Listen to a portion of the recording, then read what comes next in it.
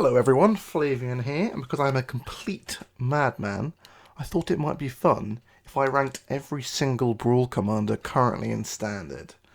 There's about 150 commanders in total, as of April 2021, just before Strixhaven comes out. And I thought this would be an interesting exercise. Obviously this list will be heavily personalised, as Brawl, unlike other formats, is a much more personal format to the player. Obviously they're playing their favourite colours and their favourite commanders. So this should be interesting. If you have any opinions or disagree with me, please leave them in the comments below and I will reply and we can have a little chat and it'll be good fun and hopefully we'll get some discussion going. So without further ado, like this video and let's get going. So the first one on our list is Rankle, Master of Prankles. Probably going to say this a lot, but monocolours are pretty hard and mono black is one of the harder mono colours. It doesn't really lend itself to making a good aggro curve in Brawl at the moment. Unlike mono red, for example, or mono green, which leaves it in like a bit of an awkward place where its creatures are a bit smaller than a lot of the green decks, and it can't kill any enchantments, which is important. It's got to feed the soul, I guess, but which is important for Eskia, because if you can't deal with Eskia, stop playing. Its one-to-one removal is very bad against commanders like Kenrith as well. So mono black doesn't really bring anything to the table like some other commanders. And Rankle, like, he's a pretty good creature, but that's about it. He's not really doing anything super interesting. So I'm going to put Rankle in the likes a challenge bracket. See, I've got these unique names for the tiers. I thought letters weren't particularly clear enough. Like, I think people understand S tier, amazing, good, likes challenge, and bad. These are different because likes a challenge is going to be like, this deck can win games, but it's going to be hard to build and hard to play. Whereas bad is cards I just think are pretty bad and like don't know those to be commanders. Next up is Sakura the Bold. If you remember Sakura from Eldraine Limited. Sakura is a pretty basic red card and not really a good commander. And I'm not going to spend much time talking about her because I've never seen anyone play her and no one ever should. So I'm just going to stick her in unplayable and move on. She's not unplayable, but you could play her. You probably wouldn't win that many games. So that's what I'm going to say. Next is Torbrand, Throne of Redfell. Unlike Mono Black, Mono Red has much better access to resources. Like, you can play an aggro deck, it can be quite a powerful aggro deck, you can have burn spells, and Torbrand is a very strong red card. Arguably up there is probably with Magdra's probably one of the best mono red commanders. Those two are the ones I'd consider the best ones. I'm going to put him in amazing. I think he's got worse than he was, like, say, 6 months ago. I still think he's really good. I play a Torbrand deck occasionally, and like, it wins a lot. A lot of people can't deal properly with the aggro curve, and you can play a lot of really unique cards that you can't play in other decks, like cards that deal like 1 damage to a player when Torbrand's in play, something dealing 3, and that's pretty good. So I like Torbrand quite a lot. He can get frustrating when you're trying to play like a fun, dirty control deck, and he's like, nope, no fun today. And I'm like, okay, cool, thanks. But sometimes it's nice to get him out and, you know, beat down for a little bit. And mono red's, it's one of the best mono colours, so I think Torbrand being an amazing is fair enough. Next is Questing Beast. Everyone forgets that this card's even a legend. It is a good green creature. It does not lend itself particularly to being a commander. Because it's mono green, I think mono green is probably one of the better colours. And it's a very good creature. Having it in the commander at all times is probably quite useful. I'm just going to put it in good. I've never really thought about Questing Beast as a commander. I've never played against anyone that's played Questing Beast as a commander. So yeah, we're going to put him there, and that's where he's going to stay, I guess. Next up is what's your name again? Sir Ferrin? The Henge something or other? I can't tell. This is too small. Again, he's mono green. Mono green is inherently fairly good. There's a lot of good green cards in Standard currently. I think he's one of the worst mono green commanders, but I still think if you get off to a good start, he is pretty strong. And with cards like the Mirror Shield and Combat Tricks, like, he's basically unbeatable. But I'm going to put him in the like the challenge because he's a weird little, or she, I don't actually remember. Weird little mono green commander that's probably not as good as something like Questing Beast or something. Another mono green commander, Yorvo, Lord of Gambrig. Yorvo is definitely better than Sir Finn, but not quite the best mono green commander, I don't think. It sort of falls in the Questing Beast area of is a good green legend, will go well in the decks, but isn't as good as other mono green legends, which we'll get to, I'm sure, as we go down the list. So I'm going to put Jovari good again. Like, he's fine. Mono green has some problems. If you put enough card draw in your deck, you're probably going to be fine. If your opponent's playing a low interaction deck, you're also probably going to be okay. So, mono green, just generally pretty solid. Next up, Garrett Cursed Huntsman, our first Planeswalker. I think Planeswalkers are inherently very strong in Brawl, to a point that I think they ruin the experience a little bit. Being able to recast your Garrett after someone puts in a lot of resources of killing it is quite strong. Garrett also makes attacking difficult and sometimes blocking difficult and can kill a creature. And being able to play him -3 him, make some wolves and just sort of let him lay around for a bit is quite good. And he only costs 6, which actually in the grand scheme of things isn't that much. I'm going to put Garrett in amazing. Even though I don't see him very often, he is very good. Next up is Gurmgully the Generous. I think if you noticed, we're doing all the other drain ones first. Gurmgully is fine. Putting counters on your non-human creatures is fine. He needs to be in play for that to be good, which is pretty clunky. And the counter isn't of super huge benefit. It's not much, because it's not particularly hard to activate. He just needs to be in play, but I wouldn't put him as bad, per se. I think he would be fine. He's not the best red-green commander, but if you want to play him, he'd be okay. So I'm going to put him in likes a challenge, I think. If you like a challenge, maybe grab Gurmgully and see how it goes. Next is the Royal Scions. Again, a Planeswalker, and this one costs 3, so replaying it from the command zone is incredibly good. Doesn't have an inherent removal spell on it, though, which makes it, I think, a little worse than a card like Garrett or Kaya, which we'll get to later. But the card advantage you get from the Royal Scions is quite a lot, and giving something +2, +0 first strike trample is also quite good. She's one of my preferred red-blue commanders, even though she doesn't see that much play, but red-blue is not an amazing deck. It's currently just fine. It really struggles because it's not quite got good enough removal to deal with like any threat, while simultaneously draws a lot of cards, which is fine, but not amazing without wraths. So I find red-blue a little bit clunky.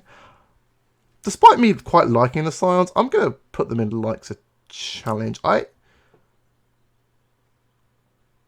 don't know about this one. I might come back and change this later. I'll go through the whole list at the end and see how I feel about things. Next is Linden, the Steadfast Queen. She's a 3/3 for 3 vigilance, gain some life when you attack. Mono white. Mono white again is one of the better mono white colours. As standard is currently proving, mono white's one of the best decks there. I think Linden's the worst mono white commander. Like she's not, her ability isn't very good. She's an enabler rather than a payoff. Generally, for commanders, you want payoffs in your command zone rather than enablers.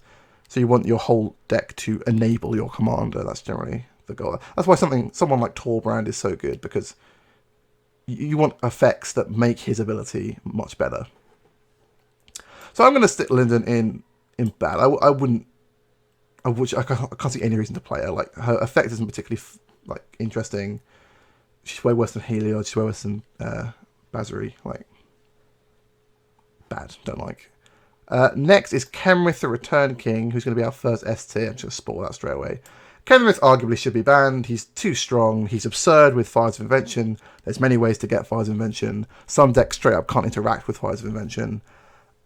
He wins every long game ever. He lets you put all the best cards in the format in. It's a problem I have actually with 5-colour commanders in Brawl. Because Brawl, unlike Commander where you have access to every single card, basically in Magic's printing, Brawl is operating from a far smaller pool of cards, which often ends up with people playing the best cards in their colours, regardless of the synergies they have within their deck. So you'll see Sublime Epiphany in like every blue deck, for example. The fact that Kenrith and Eskia, who we'll get to later, can play every single one of those cards on top of having a pretty good commander is absurd and makes their decks incredibly strong. Almost to a point where I think they ruin the format a little bit. I just concede against them because there's no like rewards to Brawl. I don't enjoy playing against them, so I just concede and play someone with a worse deck. And when I'm trying to play with Sir Gwyn or something weird and kooky. Yeah, I don't like Kenrith. I'm looking forward to him rotating. I think he's incredibly powerful, though, so much so that he's probably ban-worthy. So, S tier for Kenrith. Next up's Rowan Spark Mage. She just doesn't really do anything. Like, giving a creature a buff, dealing 1 damage to 2 creatures they can't block for 5 mana, it's just not really anything. Just don't bother around. She's from like a beginner deck. Like, she is fine for what she is, but don't play her in Brawl. Next up is the only Oko allowed in the format, because Okos are banned. This card's also quite bad, but I would say it's better than Rowan. I'd say that if you wanted to play it, you could, but your deck would be bad, and you have to craft it from a wild card, which makes it rubbish and horrible. Next up, Sir Alan the Lion's Claw. He's just unplayable. He's one of these of the 5. There's a cycle of 5 knights from the from Eldraine. They're all pretty medium, apart from one of them, which we'll go into. And they're just unplayable because they're 1-colour cards that aren't particularly strong. Because they're uncommons, and that's allowed. So I'm completely fine with that. Next up's Chillane. Chillane's weird. I like Chillane. I mean, a deck tech on him. I think he's interesting. I think if you build your deck correctly currently, he's pretty good. But he's very weak to any sweeper. And if you kill his mana dorks, or him, when they ETB, he also struggles quite a lot with that. Because once he's run out of cards in hand, he needs at least a creature to start going off, as it were. Preferably like 2 or 3 cheap ones. And if you don't have those, it can be quite hard. So I'm going to put him in good. I think he's solid, but I don't think he's the greatest thing to ever happen. I think he is quite fun, though. And you can do some shenanigans with him, which is quite good. Something I enjoy. Next up is Corvod the Curse King. Corvod Fey Curse King. Corvod is currently in Historic. Somehow he's a card that people are playing Historic. He was briefly played in Standard. He's a pretty strong Magic card that can build a strong deck. I found him clunky in Brawl. The mana isn't great, I find, for him. And while the sacrifice effects are like pretty decent, like he's best when you're playing like 4 copies of like Cauldron of Familiar, 4 copies of like Witch's Oven, right? He's not as good when you're playing one of each of those and like Treacherous Blessing. So I've not been particularly impressed by Corvod in Brawl, so I'm gonna put him in good. He's definitely good if you're playing him, a deck of him. Like, you'd do fine, but it's not as strong as like Garrett or Torben. Next up, Sir Gwyn. I've been spending weeks trying to make this card work. This card isn't good. It's quite a mediocre card. It costs way too much mana for a body, or for a 5/5. Why doesn't it cost 3 and it's like a 3/3? Like, that would be significantly better. The secret with Sir Gwyn, if I ever make a deck on her, is that she's a Voltron commander. Voltron means you want to put every piece of equipment and aura on her and attack with her every turn and make sure she lives. Her text does not imply that. Her text implies that she's Knight Tribal. She is not. Despite her being probably overcosted and overstated, I'm going to put her in Likes of Challenge, because you can win games with her if you build your deck correctly. And to be fair, the deck building process for her has been quite interesting. She's fine. Winning with her is incredibly satisfying because your opponent never sees it coming, because they're like, Sir Gwyn, what card is that? What does it do? But yes, there were 4 of the Eldraine Brawl Commanders, and she also exists. So I'm going to put her in Likes of Challenge. This is Emery, mono blue card that likes to get artifacts from the graveyard. She'd be quick hit. I pitched that. She's fine. Mono blue isn't particularly good. Like, it's okay. The fact that its only removal really is counter spells is not fantastic. And there's not that many like really good artifacts for Emery. Like I said, she's okay. She's probably better in like someone else's blue deck, but she's alright. You could make a deck around her, and she would probably do fine. Gadwick, again, mono blue is just not very good. Gadwick, I think, is a better mono blue commander than Emery. The fact you can just draw X cards effectively at will is pretty strong, but I just don't think mono blue is where you want to be in Brawl at the moment. So I'll put him in like challenge 2, just because I think mono blue in general always likes a challenge. Next up, Elenora. I'm just going to put her straight in unplayable. She's an uncommon from that cycle. Alright, sorry for the cut, guys. I had to go find Sir Conrad, who was for some reason at the bottom of the pile. So, the last card for Eldraine, I'm pretty sure. Yeah, pretty sure. We might find some others, but the last main card for Eldraine is Sir Conrad the Grim, another mono black commander. Some Comrade's effect is quite strong. He's a payoff for Graveyard Shenanigans rather than an enabler, so that makes him a little bit better in my book. Just costs 5 and he's a 5/4. I'm going to put him in good. That might be a little bit, I'm going to air quotes, controversial here. I think he's quite strong. I would not mind playing him as Mono Black Commander. He's not the best Mono Black Commander, but I think he could perform fairly well. If you're building a deck around sacrifice effects and graveyard leaving effects, I think he would do pretty well. Definitely, I think, a bit better than Rankle. So we'll put him in good. Cool. So on to a Courier. These apparently sets were not in order. Luca. Coppercoat Outcast. I'm going to put you in bad. I have never seen you in the command zone. There aren't, in mono red, you're lacking the necessary resources to make Luca really work. Luca's best when you have all tokens and like some creatures in your deck that you want to tutor out by exiling a token with Luca and then putting the good creature card into play. Often trying to cheat mana. That just does not work in Brawl. There's not enough cards to enable that. Maybe in Commander there would be, but in Brawl there isn't. So you could try, and it'll probably be fine, because Planeswalkers in the command zone are pretty strong, but generally I think that's pretty bad. Next up is this giant tortoise, whose name I always forget. Yudro? Wandering Monster. I'm going to put him on playable. Don't play him as your Brawl Commander. That's a silly idea. Like, his abilities aren't good with that. Stop. Please stop. Next is Kogla Typinate, one of the best green cards in Brawl currently. However, not the best as the commander. Pretty good, as I think mono green commanders are generally pretty strong. I think I'd probably actually rather play Kogla over Yorvo and Questing Beast, but like I said, I'll order them later. So Kogla gets to go in the good category for now. I think that seems like a reasonable place for him. Next is Vivian Monsta, again on a green commander that just spits out tokens and is a planeswalker. Again, mono green is just pretty strong. Vivian's pretty good. I think I'm gonna put her in good as well. Sorry, bit boring. Mono green commanders, solid. So, Brokos, I picked up forever. Brokos he's not weird, but he isn't suited to Brawl. His ability lets you cast him from the graveyard, which is very strong in Limited. It's not great when your commander gets to go back to the command zone for free. I think if you're going to play Brokos, you would leave him in the graveyard forever, but he's not really getting anything. It's just 6/6 Trampler. It's like, okay, cool. So I'm going to put him in pretty bad. He does give you access to Sultai. There aren't that many Sultai commanders currently. So he could be like the base of a Sultai control deck if that's something you wanted to do. But I've not seen that nor tested it, so I'm going to assume that that's not really a thing yet. So I'm going to put Brokos in bad. Next, Chevel, Bane of Monsters. Chevel really came into his own post-rotation. He wasn't super good pre-rotation, and now he's just, I think, quite good. He's incredible against creature decks, like so strong against creature decks. The fact that your removal not only kills their creature, but draws you a card and gains you 3 life means that you can you get over the problem with 1/1 removal, is that eventually you'll run out of cards.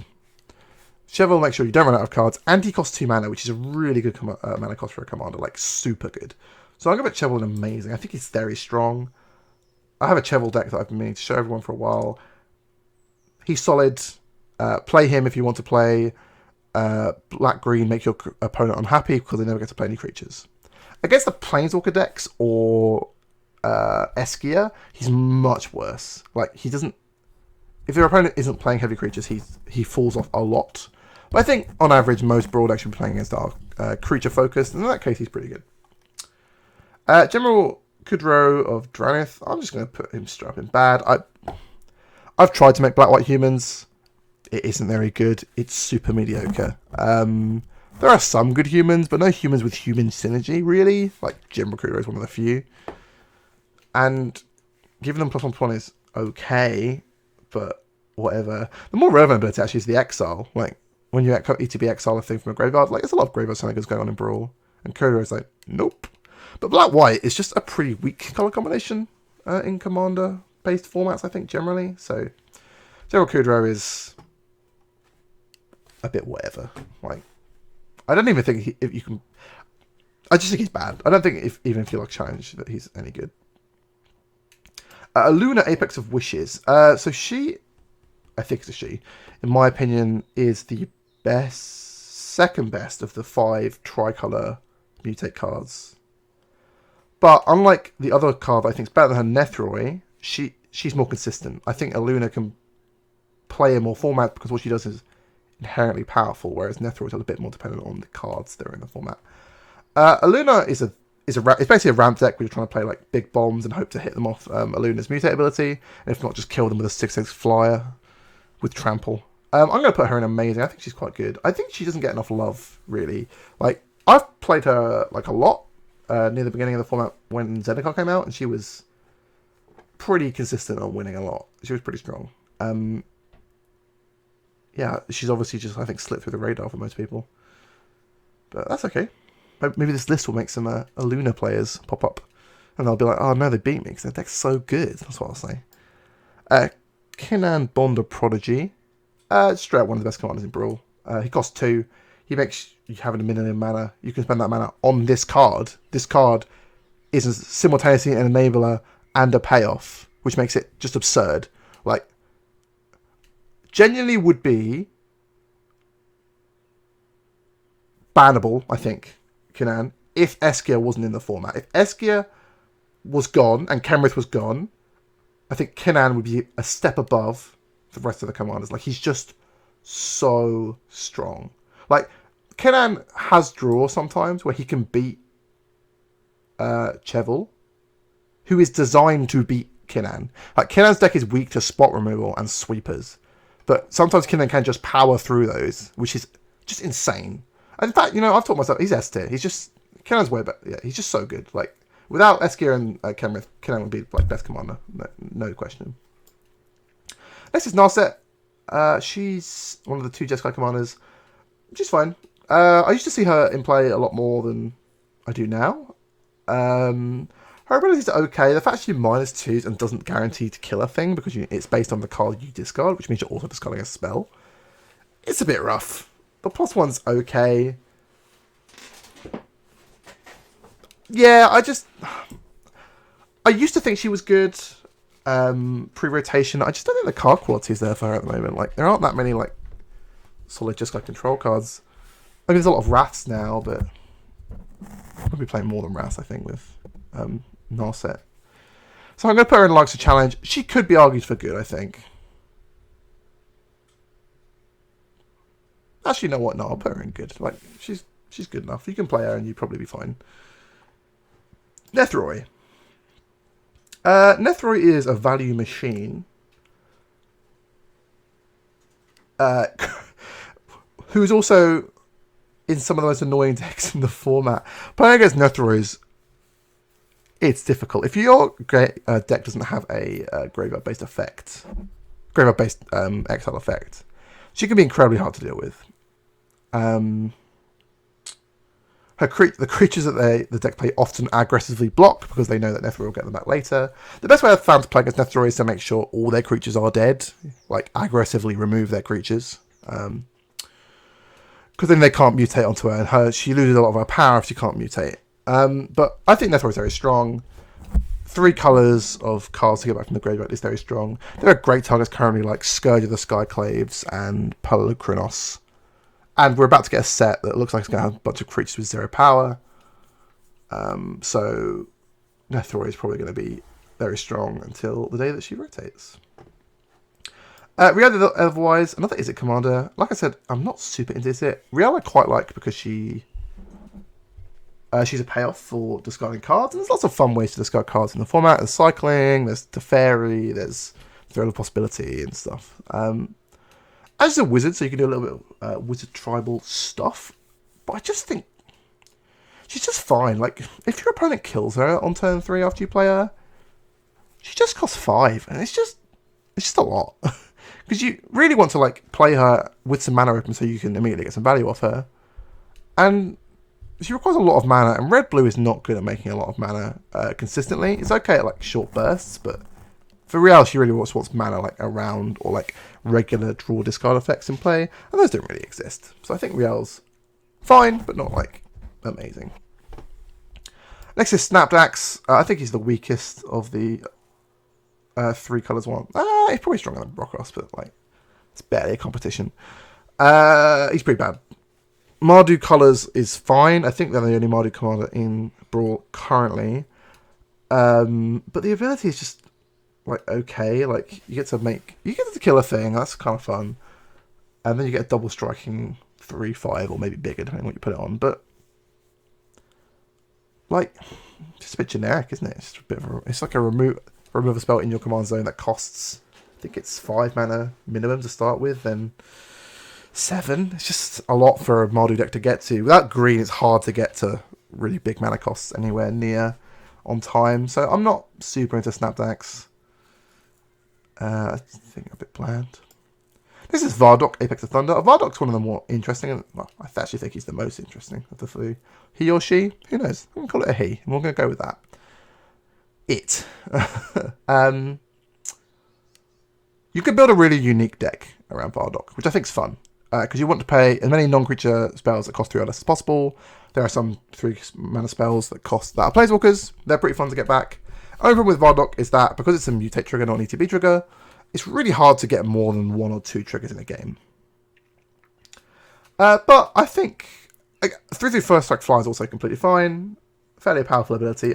I think they are good enough that if you want a challenge and to build a unique deck, that I think Vardok would be a fun one to build around. I've done it before. It was pretty fun. It won some games. Like, it's not bad at all. There's some good spell payoffs. There's about to be a lot more good spell payoffs, so she might end up going up. But Vardok, not bad. That's Garuda, isn't it? Garuda, Doom of Depths. So I'm going to talk about all the companions as commanders, not as companions.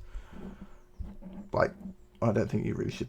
Companions aren't really a thing in Brawl. Like, Louris sometimes maybe, but it's hard work. Garuda's just kind of whatever. Like, I don't know. You know what? That's unfair. Garuda is a 6 mana 6/6 that gets a card back from one of your graveyards normally. Okay, because when you're not playing as a companion, you can play 3 mana counter spells and 3 mana real spells and stuff. So you're happier to be playing, I think, a blue deck control deck with Garuda as your commander. I think that's fine. I don't think they're amazing. I think they're just fine.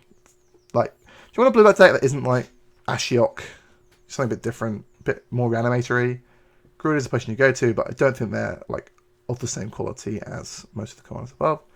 Next is another 5 color commander, Jakartha the Wellspring. Jakartha has the problem of her being the enabler rather than the payoff. Like, she doesn't give you anything inherently strong for her ability. So she's just sort of whatever. So I'm going to put her in... She's not bad, she's 5 colour, and 5 colour is inherently very good. So I'm going to put her in like a challenge. So if you want to play 5 colour, but you don't want to do whatever Camrith or Esk is doing, Jakartha's the one. Next is Kura the Orphan Guard. I'm going to put her in bad. This creature type, these 5 creature types that she covers, which I can't remember. Elemental Cat, Nightmare, Dinosaur, something else. Beast. Fine. There aren't enough good versions of those in the format to be like, cool, I'm going to play the Orphan Guard commander. Especially not in green, white, sorry. There's like basically no dinosaurs in white at all, so just kind of whatever. If your Brawl deck is somehow playing no creatures, you can put her as a companion. That's okay. But yeah, I think generally pretty bad. Karuga, the Macro Sage, draws cards, is blue-green. Blue-green is one of the more powerful card combinations. I'm going to just stick her in like a challenge. Obviously, if you play her, I suggest don't play all cards that cost 3 or more. Play a nice curve, and sometimes she'll play her and she'll draw like 2 or 3 cards, and that's pretty good.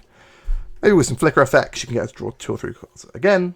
So I think she's alright. I don't think she's amazing, but I think she's alright. Next is Louris. Louris' commander is interesting because it means that you don't have to play...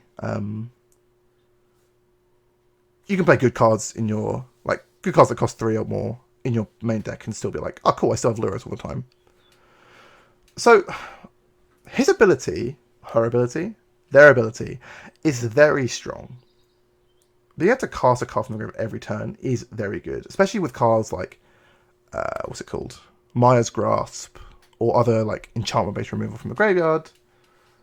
Because you only play permanents, of course. Generally pretty good.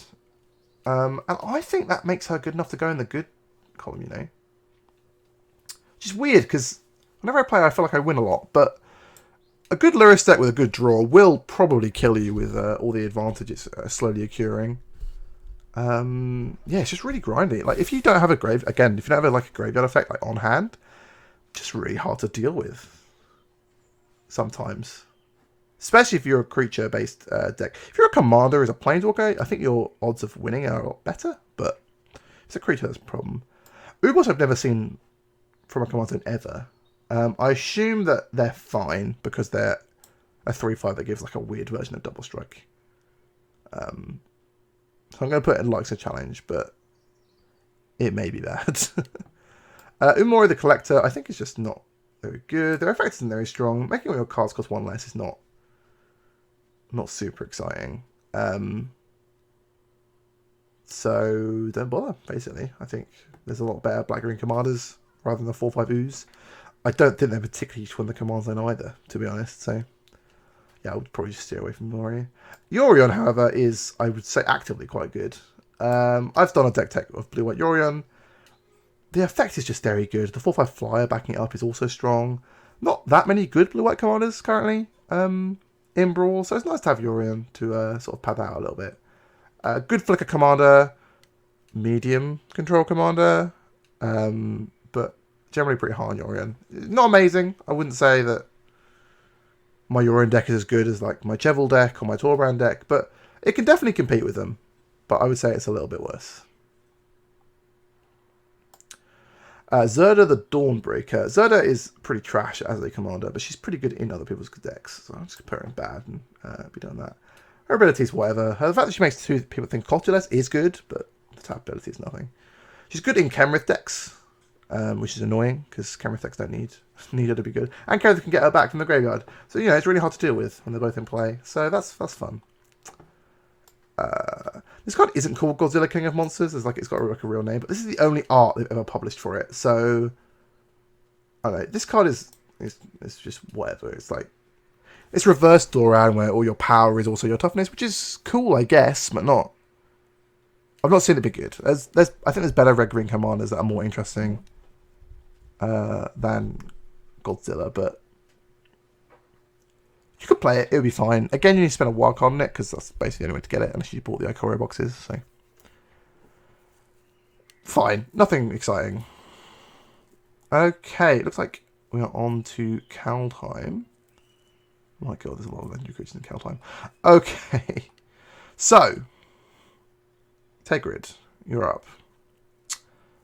Tegrid is mono black, and she provides a good win con on the back and a good build around on the front. She's a payoff for enabling discard. She kind of has to live for a turn for that to be relevant, because there's no way you're casting a 5-mana spell and then like a mind drop. That's not a thing. And your opponent has to discard the card. But she does inherently work against cards that sacrifice themselves, like sagas or other like selfless saviors, I guess, cards like that. I don't think she's amazing because, again, I just don't think mono black is super good. So I'm going to put her in likes a challenge. You can definitely make a Tegrid deck, and it would be fine, and you would win some games. You'd probably have a good time. It's unique. It's a bit different, but I think the fact that she costs 5 just puts her a little bit over the edge. And also, while I'm on that, I'm just going to move so Comrade down to likes challenge. It's insane for him to being good. He's not good. He's a likes challenge. Mono black just isn't good enough to be in the good tier. Next is Valky, God of Lies. I think Valky's fine. People seem quite hard on him. I see he sees a lot of play currently. He costs 7, right? Because you're casting him as Tybalt, basically always. Because if you cast him as Valky, then he dies. Now Tybalt costs 9, and that's quite hard for Red Black to do. Red Black is not a particularly good control colour pairing currently. There are some Wraths, and that's fine, but the card advantage there is really lacking. Tybalt obviously fixes that, but getting to him is the hard part. it does lead to some weird Tybalt duels as well, where you're exiling their artifacts with your Tybalt, and then casting them, and they exile it back, and then cast it. It's kind of crazy, but I like Tybalt. I think that's pretty solid. I wouldn't put them as amazing. Like, I think Tybalt's pretty good, fine. You can play as a 2-1 if you're like getting really beaten down, but that doesn't mean your win con is a little bit delayed. So, yeah, he's confusing, but he's good fun, if nothing else. Like, playing a Tybalt and like +2ing him is really fun. I really enjoy that. Vargroth, Bloodsire, I'm going to put him in bad. Like, he's not even particularly good for a mono black commander. Not particularly interesting, just tutors, like, whatever. I'm going to leave it there. I don't think it's worth talking about. Magda, Brazen Outlaw. Magda is very good. So, what I love about Magda and Torbran is that they're two very different mono red decks. Like, Torbran wants you to be playing a lot of effects that make 1 damage or something to make it into 3, or 2 damage to make it into 4. Magda wants you to play a bunch of generally unplayable dwarves. I mean, they're not unplayable. They're not as good as like most creatures in the format. And then attack with them or use them to crew vehicles or something to make a bunch of treasure. And then use the treasure to tutor out Embercleaves and I think it's the Terror of something. It's a Theros card. It was in the Brawl product, or the Commander product, sorry. And it's a 5/5 that gives all your guys double strike with ETBs. And they can get some serious like wins that way. Like, the fact that Magda basically helps offset command tax by making treasures makes her a bit more of a controlling red deck with a strong finish and less of an aggro deck, which I just think is really interesting. And she has ended up being quite strong. I said in my best Callum cards for Brawl video that I thought she could be quite good, and she ended up being, I think, pretty strong. So Magda will be around until Magda rotates. So I think I'm pretty cool with that. I think I like Magda as like a card. And obviously, as more sets come out, she'll get access to better equipment and different dragons. So her deck will change as she goes. And maybe there'll even be some dwarves for her to go with. So that's cool. It's Halvar. I'm going to put him in bad. Like, he's a pretty good support card for other commanders, like Sir Gwyn or other equipment commanders. But like on his own, mono white equipment is like cool, I guess. Like, whatever. Well, I think mono white's good. I don't think it's like... Halvar isn't getting the best out of it. Like, he's not an incredibly strong white card like some of the mono white commanders that are very good. Like, having a Heliod in your command zone or Basri Ket is just very strong, whereas having Halvar in your command zone is just like fine. Toralf, similar problem. His ability is a bit more interesting, but he costs 4 and he's need to be in play for it to work. I've yet to see a Toralf deck. He's nowhere near as good as Magda or Torbran, and to be honest, he's not nearly as interesting either. It's kind of cool that he's a hammer on the side, like, that's fun. But the hammer, to play, equip, and use costs 6 mana, so it's not like an easy thing to do. So, yeah, I'm a bit off Toralf. This is Eskig on the Tree. This card is absurd and should be banned. It's the best card in the format.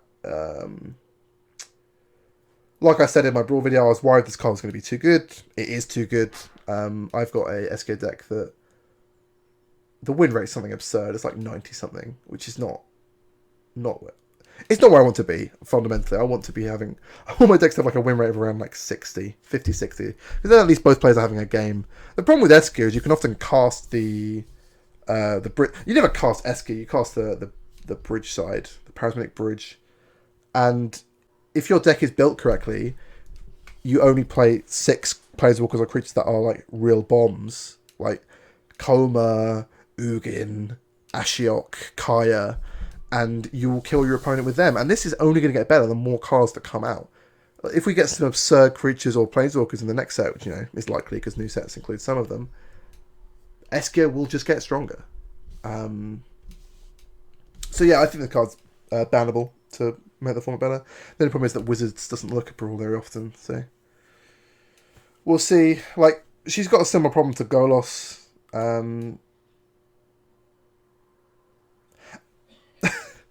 Also, and a weird observation I've made is that I've said earlier in the video that Kenrith probably should be banned.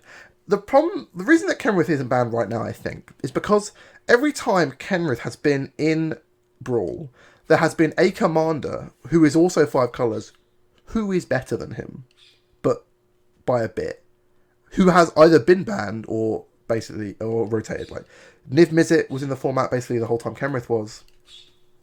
Niv Mizzet overshadowed Kenrith a little bit. He was like just a bit better.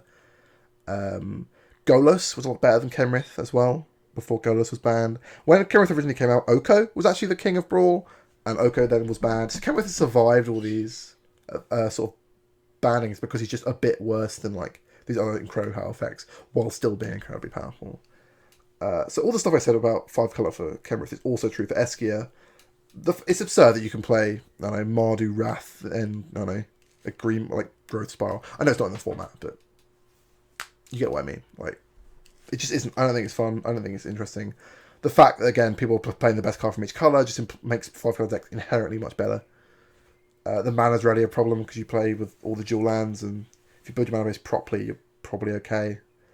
Sometimes it hurts you, but it doesn't hurt you as often as you would want it to for playing 5 colour. So, yeah, I think Eskia is bannable, and I think she should be banned. I don't like her in the format. I don't think she's fun. This is Finn. Now, I'm going to put Finn on like a challenge. Finn offers you a cool deck building opportunity where you play all the green Death Touch creatures and try and kill them with Finn. And that's pretty fun. It's also not very good.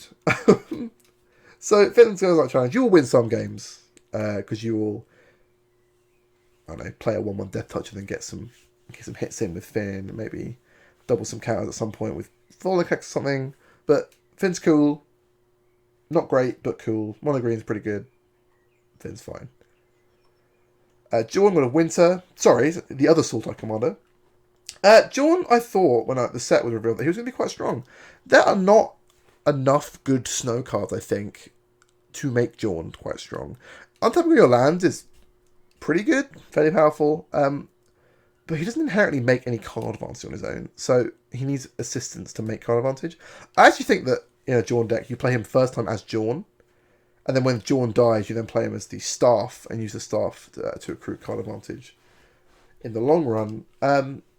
But yeah, he's just not really got there, which has kind of surprised me, but you can still win games with him if you want to play Snow.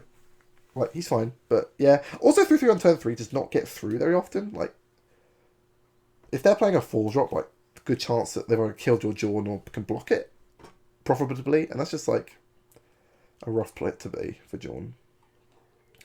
Jovari got a Kinship. I'm going to put you in bad. There's no Mono Green Legends deck, like, don't try it. It's not going to be a thing. Good in, like, legend-based decks for other commanders, especially in Historic, I think. I think they're quite good, but here they're not amazing. Tusky. Tusky is, I think, one of my favourite Mono Green commanders currently. The effect is just very strong. And he dodges counter spells, and he's indestructible, so does wraths. I just think he's pretty good. And Mono Green decks being able to play a lot of cheap green creatures that are fairly like beefy, then play Tusky and just hit you a bunch, and then refill their hand with more cards, is just quite good. So I'm going to put Tusky in good. He's effectively a format staple for any green deck with creatures in it, to be honest. So play Tusky. Next is Tyvar, one of the 2 black green elves commanders. I think the elves deck isn't very good. I tried to make it work. It's fine. There just aren't that many really powerful elves currently in Standard, and the new set, there are some elves, so we'll see how it helps. But I just don't think the power level's really there. And Tyvar's just sort of like, he's okay. His abilities aren't amazing. So yeah, I just don't think the elves came together. A bit like the limited format, really. But yeah, just fine, I'd say. Next is Vardok, another Mono Green commander. In my opinion, probably the best Mono Green commander, because his ability is crazy. Turning up all your opponent's sagas, making your planeswalkers automatically ultimate. Very good. He'll get better the more Mono Green / colourless planeswalkers they print. So that's exciting. He also, if you don't kill him when he comes down, like, he can just go off. And it can be pretty bad for your opponent. So I think Vardok is quite strong. Having access to infinite Vardok is also pretty good. I like having Vardok in the command zone. It's not refreshing, but it's reassuring to know that he's always there, watching out for me, waiting for me to play him so I can double all my counters. Free Red Judge of Valor. This card isn't a Brawl card. Black-White is not a strong colour pair, as I said for General Kudrow. Their ability is fine. Their body is small. Their mana cost is 5. Just not Brawl stuff. Fun and limited, but not good for Brawl. Raydan. Again, wouldn't be a good commander. One of the worst mono white ones, I would say, but might be fun to have the Protector's Shield in your command zone. Maybe. I don't know. They're just whatever. Like, don't worry about it. Like, if you're feeling particularly spicy, maybe give it a go. But, you know, play Finn first. That would be more fun. Play a Finn deck first. That'd be more fun. Next is Harold, King of Scamfar. If I'm honest, generally don't know which one of these two is better. If it's Harold or Tyvar. So I'm going to put them next to each other and go, you guys work it out, because I can't tell. I think it might be Tyvar, but I think Harold is often a better card to cast. Yeah, like, because he gets you card advantage, whereas Tyvar really doesn't. Like, you get, oh good, I got a counter and gave that touch, or I made a 1-1, cool. But that's not, like, good. Whereas, like, King Harold can get you a card. Cards are way better than what Tyvar's doing. So yeah, I think Harold's fine. Again, I don't think the elves came together particularly well, but it's okay, and it wins games sometimes. Like, there's some powerful cards in green that really push it over the edge, like Great Hedge and stuff. Carla the Doomscourge. I've yet to play him. His ability is good. It's a commander-centric ability. But yeah, Red-Black aggro isn't really a thing currently. You know what? I've generally not thought about it. I'll put Carla in the challenge zone, because I think you could build a deck around him that would be not bad. Like, there's a bunch of good red aggressive cards, and there are some black good aggressive cards. So maybe someone just needs to sit down with Carla and have a chat, see how he feels about things, and work something out. So I'll put him in like challenge, but yeah, I've just not seen him and not really thought about him yet. So that's interesting. Kaya, I'm gonna put Kaya in. I'm gonna put her in amazing. I just think the card itself is so strong. It makes up for the black-white color cost. The fact she can come down to straight up exile a permanent. It's not allowed, obviously. Not allowed permanent. It's just so good. And the fact you have that on tap from the command zone is crazy. And her +1 means that she's less likely to die, because you can return your creatures that die back to your hand. And that's pretty good. And her ultimate's also, 1, not too hard to get to. 2 means that you can exile her with it and then cast her with it. So yeah, she's very good. Most Kaya decks I see, like, every ETB trigger I can find. And then just, let Kaya grind them out. And if I'm honest, miserable to play against. I hate it. But she is good, and you've got to respect it. Cole. There's only one good equipment in... I guess there's two. There's 2 good equipment in Standard. There's Embercleave and the hammer that gives plus smaller Skyclaves. Cole's fine. His ability is pretty good. Red-White is not a great Brawl colour pairing. I very rarely see it. So, yeah, if you want to fancy a challenge, Cole's probably at least an interesting deck to build. Unlike some of these bad or unplayable commanders. Like, this would be a fun deck to build. I think it'd be very good, but if you fancy a challenge, go for it. Coma I'm going to put in good. Actually, is Coma amazing? Oh, I don't know. So, Coma obviously costs 7. And that's a lot of mana. But if your opponent is mono green, they have died, because there is no way for them to beat a Coma unless they kill it immediately somehow. But if Coma ever makes one of the serpents, it's incredibly hard for the mono green deck to win. Obviously, it's not. You can kill it with exile based removal, but it makes a lot of serpents. Like, if you don't have a flying force, like, you're not going to win. Like, if you get Coma down, like, you're doing pretty well, and blue green definitely has the tools to do that. But if you don't, you're probably dead. You know what? I'm going to put Coma in amazing. It's just a very strong card. Like, can't be countered either, which is extra text they added to the card for some reason, but there it is. So yeah. Amazing, I guess. Yeah. Count I'm doing okay for representation up here. Mage. I have not yet made a Mage deck that works. I'm going to put Mage in Light's Challenge though. Mage's effect is inherently quite good. Landfall making a 1-1 plus giving you a Deuce buff plus 1. Solid. Being able to recast it from the command zone, also fine. A little bit expensive for 5 mana for a 2-3. If you wanted to make a green-white go-wide deck, Mage would be the place I'd go. I can't think of another commander that would do it better. Yeah. So, yeah, I would put Mage in Light's Challenge. Next is Maria the Frost. This is just a clone effect.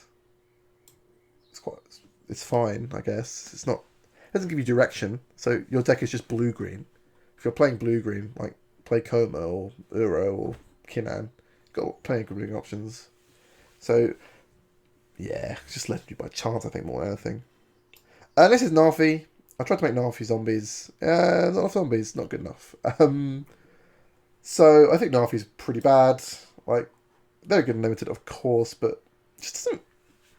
A 4/3 that comes back from the graveyard isn't like what you want to be for a commander. Like, the +1/+1 doesn't really enable anything. Yeah, and the fact you can sack it and bring it back for 3 mana is fine, but not like powerful. Powerful and limited, of course, but not in like Brawl. So I'm gonna put Nafi in bad and say sorry, Nafi. You're pretty cool, but you know, not today. Next is Nico Aeris. I have not seen this card in play. Like, I think I've seen it play once. Probably quite a bad commander. It's blue-white. If you want blue-white commanders, like I said, there are not many. I mean, currently on this list, the only blue-white commander is Yorion, and now Nico. So if you want to be playing blue-white, they're one of your few options.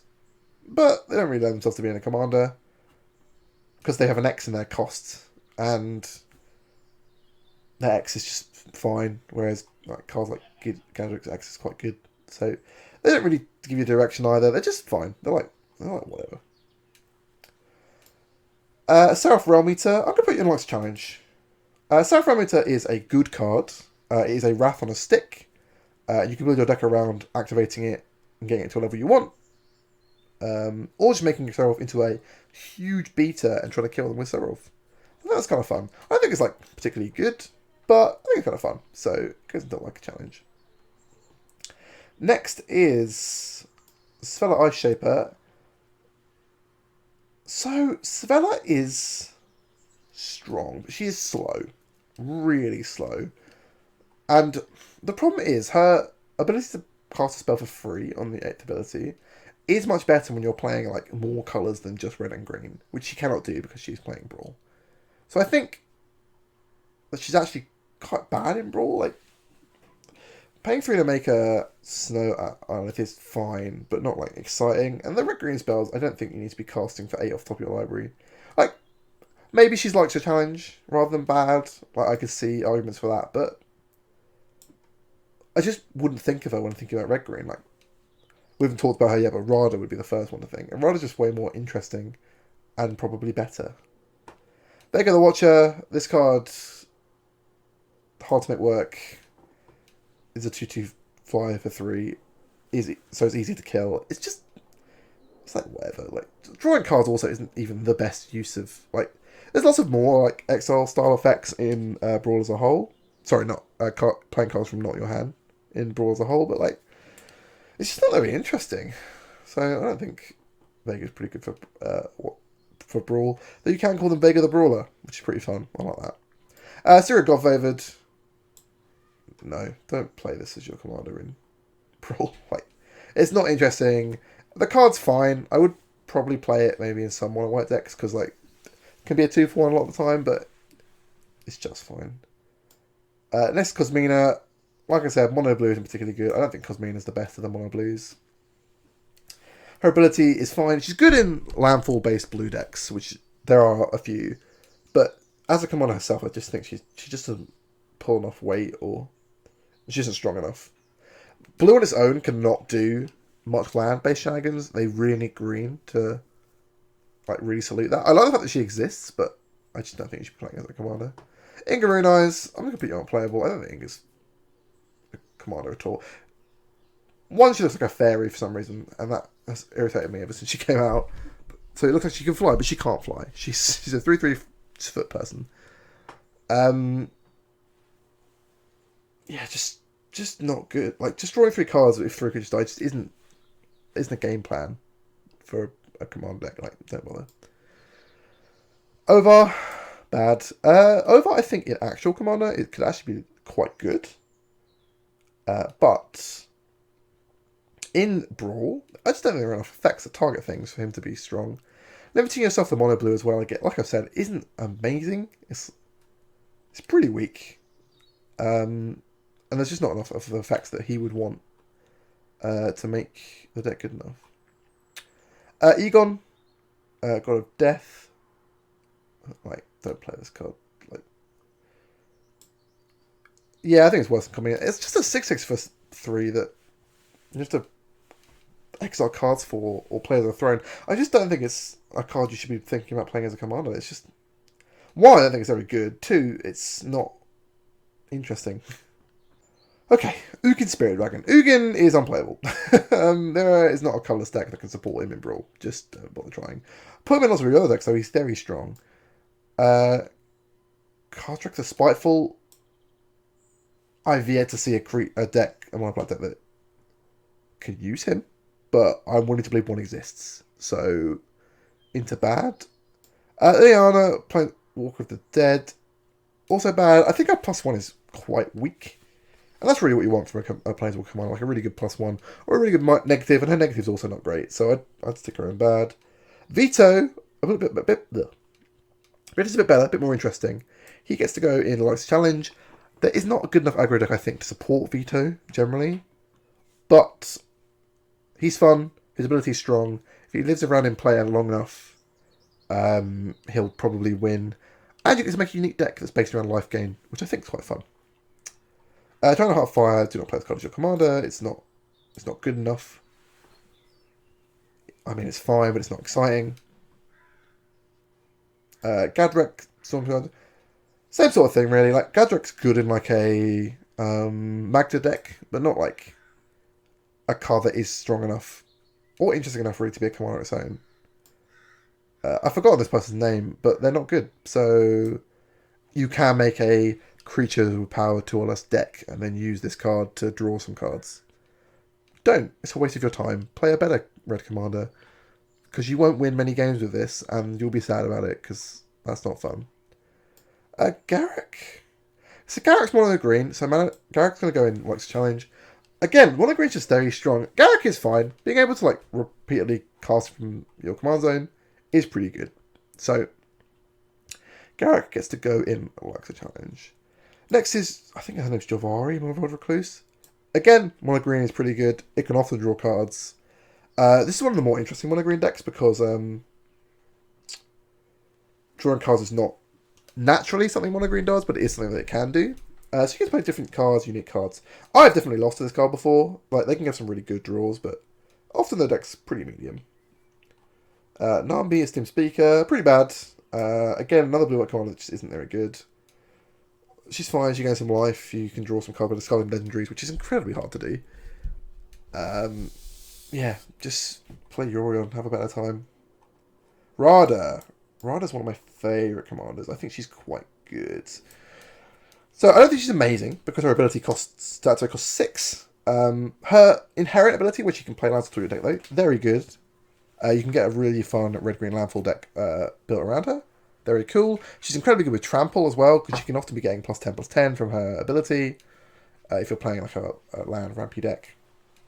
I think Radha's really fun. She's a good card. Like, if you want to test around Gruul, she is definitely the card that you should be thinking of.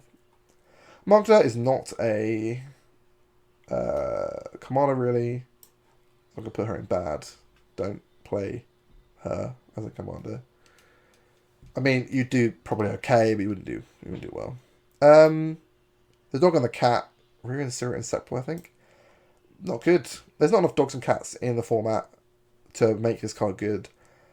It's also weird because you need like a balance of dogs and cats, and then you need to draw them properly. This card isn't very good. I'd rather have a card that liked dogs or a card that liked cats, rather than having them on the same card. I just don't think it's useful. She's very good with Markswood. They're very good with Markswood Nexus, because all your cards are simultaneously dogs and cats. So, hooray!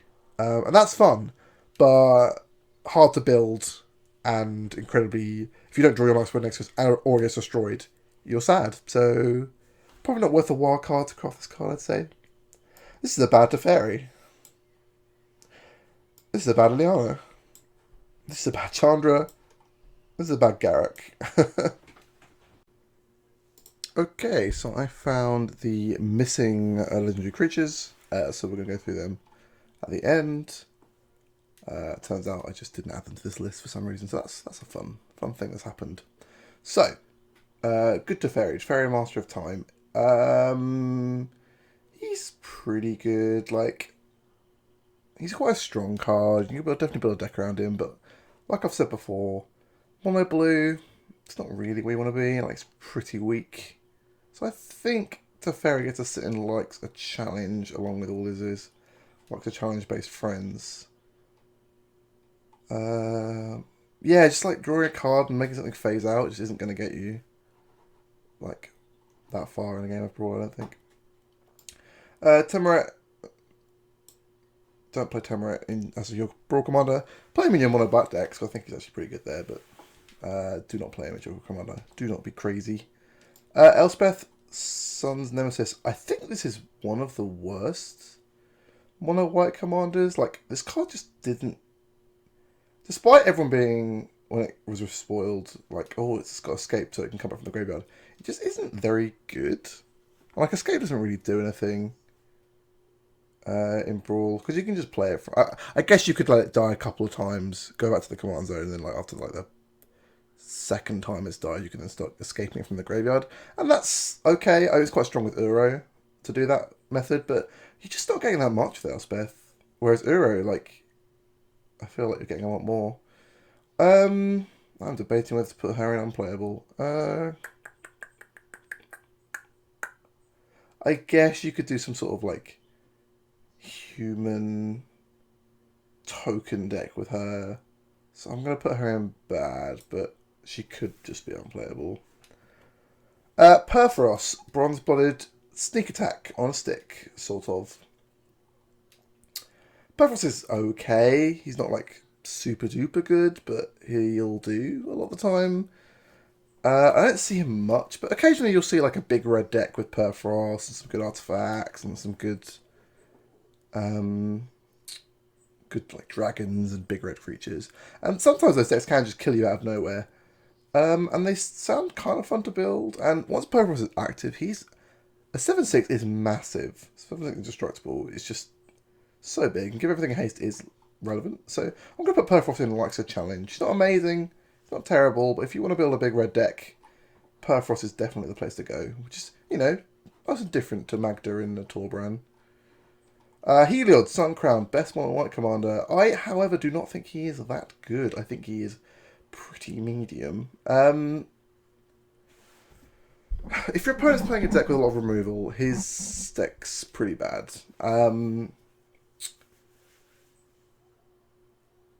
If they're not, there's good odds that he'll run over them. He has a serious lack of card advantage. And if your opponent drains you of all your resources, Heliod himself on his own will not win you on any game. Because he won't be a creature. If you have nothing in play to give lifelink, he just doesn't do anything. So I'm going to put him in likes a challenge. Because while mono white is probably one of the better mono colours, like, it's still not amazing or even good. I think it's just fine. So I'm going to put Heliod's challenge. I could see people disagreeing with me on that one, but whenever I've played Heliod, I just haven't had that much success. Like, other decks that have two colours just beat me up regularly. So, yeah. Nylea, keen-eyed. I think Nylea is not bad. Like I've been saying, mono green, pretty strong. I think Nylea is one of the better mono green commanders because she just sort of sits in the command zone and helps you out with her activated ability and her static throughout the game. I think Nylea is actually deceptively one of the better of these 5 gods I play her in quite a lot of decks. I think she's fairly solid. So yeah, I'd say good. I think, to be honest, better than Guessing Bishiova, I think, for a mono green deck. Or, you know, maybe Kogler as well. Renata Call to the Hunt. So, Renata is like a counters style deck, which is fine. Like, that could be fairly interesting. Like, there are a lot of +1 counters cards in green. Annoyingly, most of them are in green-white, but there are no green-white counters commanders, which irritates me, but I guess you just gotta roll with the punches. But yeah, like making your dudes bigger, making sure everyone gets counter, it could be fine. I've not seen it in play. Like, she often gets overshadowed by the other mono green commanders like Malia, Warner collects Tosky. So I'm gonna put her in likes of challenge. I think she's probably fine. Calyx Destiny's Hand. Now, I don't know if you've ever played Calyx Destiny's Hand, but I've played him throughout my time playing Brawl, so about year and a half now. And surprisingly, he's fine. His abilities aren't great, but having the exile effects on your Planeswalker commander, and him being a Planeswalker to start with, is pretty good. So his card advantage engine is meh, because you have to get enchantments and you have to look at the top 4, so you can miss. That feels really bad when you miss. But if your deck's playing enough enchantments, you're normally okay. So I think he's actually better than he looks, and also everyone's forgotten about him, bless him. So I'm gonna... Currently in Brawl, there are not enough good enchantments to make him really strong. He's just fine.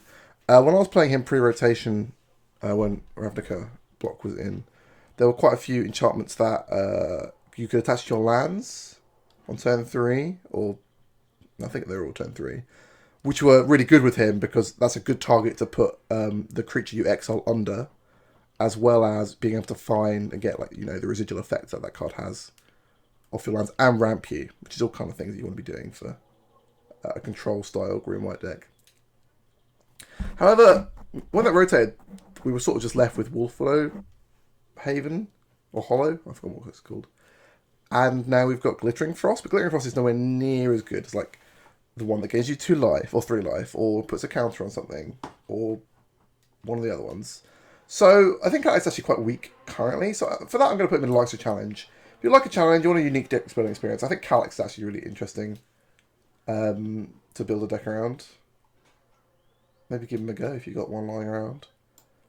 Dalakos, Crafter of Wonders. It's quite bad.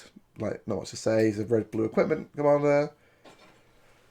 Some of the best equipment currently is in white. I guess he got Dwarven Hammer and Giant's Amulet, plus like a couple of the like Gold pick from Carol Time, and Runes, which might make him a little better.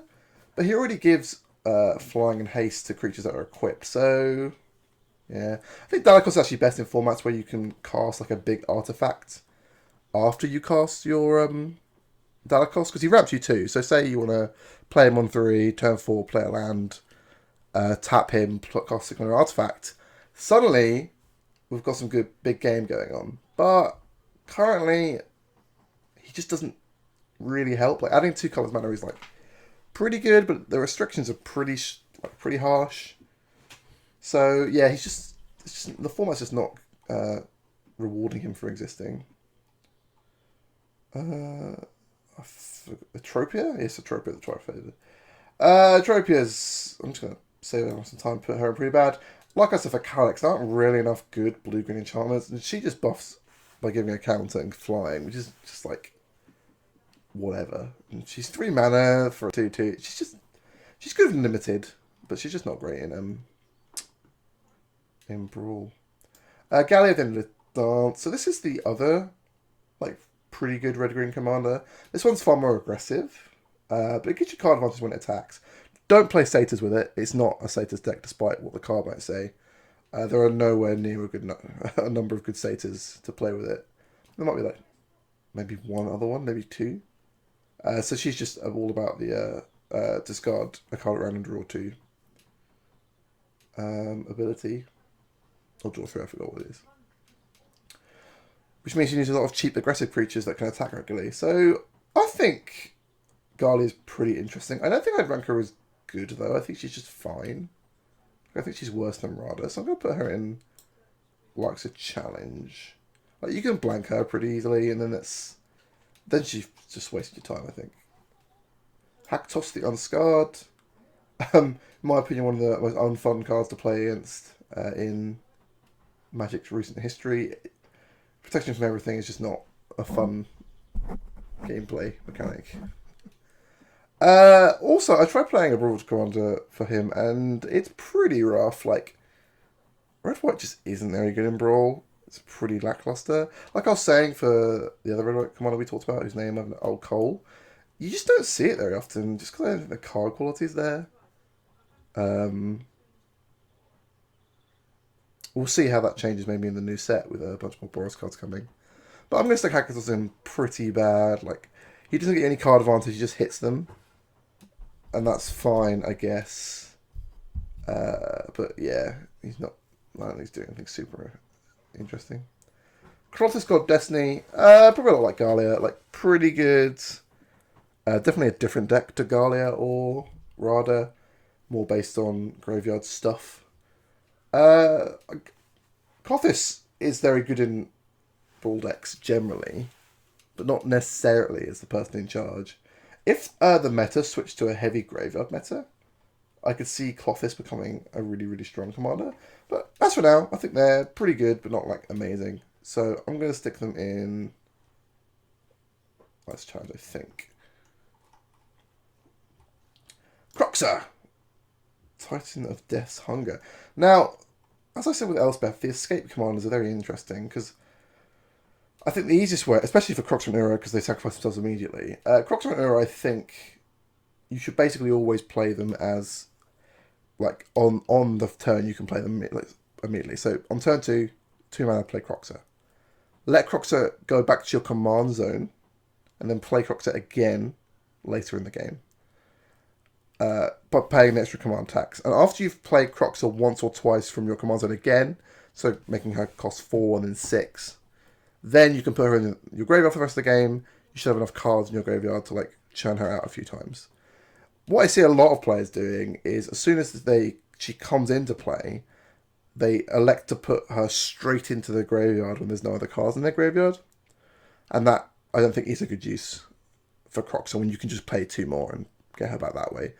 So I think that ability on its own, just being able to like sacrifice it, put it back in your command zone and do it again, is really strong. And then being able to escape it later, which means you can get around command tax, is also really good. So I think Croxa, you might be surprised, but I actually think Croxa is really strong. Like, if you're playing against a Croxa deck, you do not have a hand anymore. You just will not have a hand. Your deck, you play all your cards really fast because you won't have a hand. Doesn't mean that you can't beat Croxa, because obviously the power of the top deck is a real thing. But I think Croxa is actually really, really solid, and probably more people should be playing her. Currently been replaced by Tibalt because of Tibalt's new flashy characteristics, but I think if you were going to play a more consistent deck, you'd want to play Croxa. Next is Kuthros, Hound of Athreos. No, don't bother. Waste your time. It is a dog that stops people playing things from graveyards. Whatever. You know what? I'm just going to put this on. Never play this as your Brawl Commander. You can put it in your decks by all means, but it's not a Brawl Commander. Peluquinos. So Peluquinos is a very strong Magic card. 4 mana 6/6 is a pretty good body, and he's immune to Death Touch because he prevents the damage, which is fun to do to people because they don't always notice when they attack him with the Death Touches. He's a removal spell on his own. And you can escape him, so he has a similar vibe to Croxa or Uro. So that, I think, makes him quite strong. I'm going to put him out of it in good rather than amazing. Peluquinos doesn't lend itself particularly to any type of deck. Like, it's just a good card on its own. Whereas Croxa, you're trying to play like a red-black sacrificey, because Village Right's obviously very good with Croxa and stuff. Sacrificey graveyard type deck, whereas Peluquinos is just like I'm I'm going to play a good black-green card and then some cards that are in my graveyard, and then we'll see how it goes. I don't see Plukranos around much as like a commander, which I think is kind of strange because I think he's kind of good. But yeah, Plukranos solid. I would also, he's another one that after he dies once, I'd probably just replay him from the command zone. And every other time I'd recast him from the graveyard. And when he recasts from the graveyard, he's just massive. So he can definitely take over some games. I've forgotten what this person's name is. Siona, captain of the Pileus. This card's unplayable. It's just like nowhere near. Maybe it's just bad. It's probably just bad actually.